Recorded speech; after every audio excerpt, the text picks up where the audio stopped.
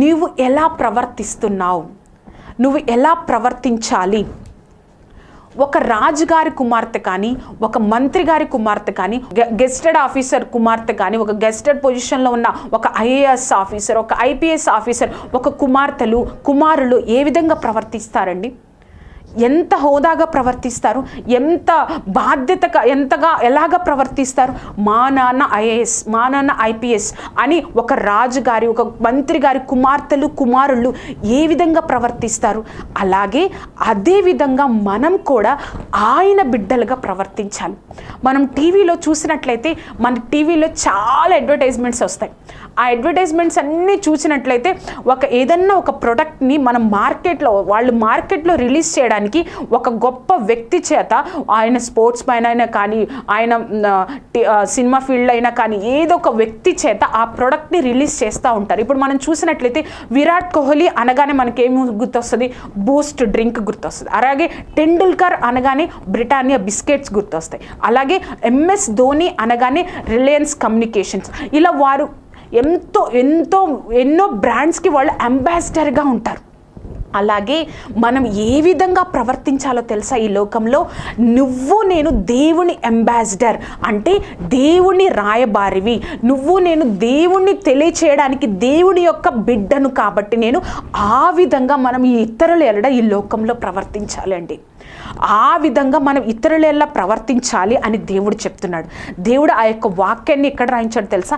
మత్తయి సువార్త 5వ అధ్యాయం 16వ వచనములో, మనుషులు మీ సత్క్రియలను చూచి పరలోకమందున్న మీ తండ్రిని మహిమపరచునట్లు వారి ఎదుట మీ యొక్క వెలుగును ప్రకాశింపనీయుడి. చూసారా అండి? దేవుడు చెప్తున్నాడు, వారి ఎదుట మీ సత్క్రియలను, మీ యొక్క మాట, మీ యొక్క ఆలోచనలు, మీ యొక్క ప్రవర్తన చూచి పరలోకమున్న తండ్రిని మహిమపరచాలి. అయ్యో వీరు వారి కుమారులు కాబట్టి ఇంత బాగా ఉన్నారు, ఇంత బాగా ఆదరణ చూపిస్తున్నారు, ఇంత బాగా మాట్లాడుతున్నారు, ఇంత బాగా సమాధానం కలిగి ఉన్నారు, ఇంత బాగా రక్షణలోనికి నడిపిస్తూ ఉన్నారు, ఇంత బాగా మాకు సమాధానంతో మాట్లాడుతున్నారు, ఇంత బాగా మాకు సహాయం చేస్తున్నారని వారు మనల్ని చూసి ఆ విధంగా మనం ప్రవర్తించాలి అండి. మనల్ని చూసి సాక్ష్యం చెప్తారు అంట. మనల్ని చూసి వాళ్ళు సాక్ష్యం చెప్తారు అంట. వారి ఎదుట మీ సత్క్రియలు వారు చూచి పరలోకమందున్న మీ తండ్రిని మహిమపరచునట్లు వారి ఎదుట మీరు అంధకార చీకటిలో ఉండలేదు, వెలుగులోనికి వచ్చారు.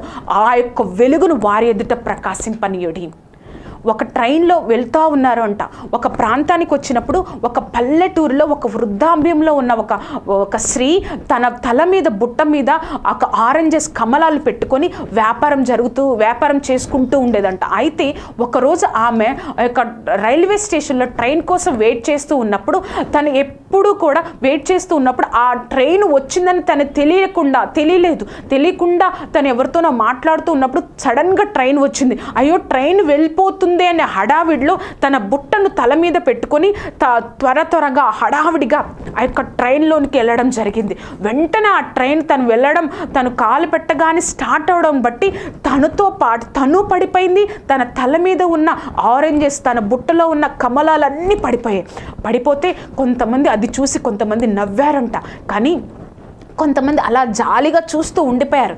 కానీ అక్కడున్న ఒక వ్యక్తి ఆమెను లేపి, ఆ యొక్క వృద్ధాప్యంలో ఉన్న స్త్రీని లేపి ఆ బుట్టలో ఆ యొక్క చెల్లా చెదురుగా పడిపోయిన ఆ యొక్క కమలాలన్నిటిని, ఆరెంజెస్ అన్నిటిని తీసి ఆ బుట్టలో వేస్తూ ఉన్నప్పుడు ఆ యొక్క ఏమీ తెలియని స్త్రీ, బైబిల్ ఎప్పుడు చదవని, చదువులు కూడా విద్య కూడా లేని స్త్రీ ఆయన దగ్గరకు వచ్చి, అయ్యా మా చర్చిలో యేసయ్య గురించి చెప్తారయ్యా, ఆ యేసయ్య ఎక్కడో ఉంటాడంట, ఆయన మీరేనా అని అడిగిందంటండి. చూసారా? మన సత్క్రియలు, మనలో ఉన్న వెలుగుని ప్రజల ఎదుట కనపరిచినప్పుడు ప్రతి ఒక్కరూ మనల్ని చూసి సాక్ష్యం చెప్తారంటే, మీరు దేవుని కుమారుడా, మీరు దేవుని కుమార్తె, మీరు యేసయ్యని నమ్ముకున్నారా, అందుకే ఇలా చేస్తున్నారు, మీరు యేసయ్యని నమ్ముకున్నారా, మీరు యేసయ్యని తెలుసుకున్నారా, నీ జీవితంలో యేసయ్యని ఉన్నారా, అందుకే మీరు ఇలా ప్రవర్తిస్తున్నారు అని మనల్ని చూసి సాక్ష్యం చెప్తారు. ఆ విధంగా మనం ప్రవర్తించాలి అండి. మూడవదిగా నువ్వు నిజంగా నువ్వెవరో నువ్వు తెలుసుకొని నువ్వు ఆ విధంగా నువ్వు ప్రవర్తించినట్లయితే నీకు వచ్చే ఆశీర్వాదాలు ఏంటో చూద్దామండి. మనం దేవుని కుమార్తెలుగా కుమారులుగా ఈ లోకం ఎవరిని పిలుస్తుందా అంటే నువ్వు ఎవరో నువ్వు తెలుసుకొని ప్రవర్తించాలి. నువ్వు ఎవరు అంటే దేవుని యొక్క బిడ్డవు. నువ్వు ఎవరు, లోకంలో ఒక స్థితి రాకముందే, నీకు లోకంలో ఒక అడ్రస్ అనేది రాకముందే, నీకు ఈ లోకంలో ఒక తల్లిదండ్రులు రాకముందే దేవుడు అనేవాడు నిన్ను చూశారు, దేవుడు నిన్ను సృష్టించారు, ఆయన చేతిలో నువ్వు ఉన్నావు. కాబట్టి ఎవరు నువ్వు అంటే you are belongs to the God, you are the children of God. నువ్వు దేవుని యొక్క బిడ్డవు, కుమార్తెవు, కుమారుడు. మనం ఏ విధంగా ప్రవర్తించాలో తెలుసా?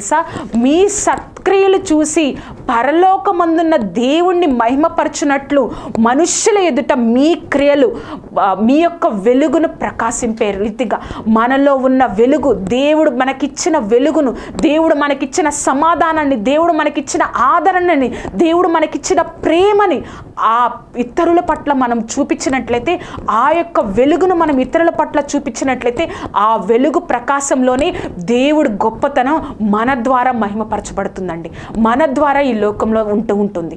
అప్పుడు చెప్తారు అండి, నువ్వే కదా అమ్మ దేవుని కుమార్తెవు అని, నువ్వే కదా దేవుని కుమారుడివి అని.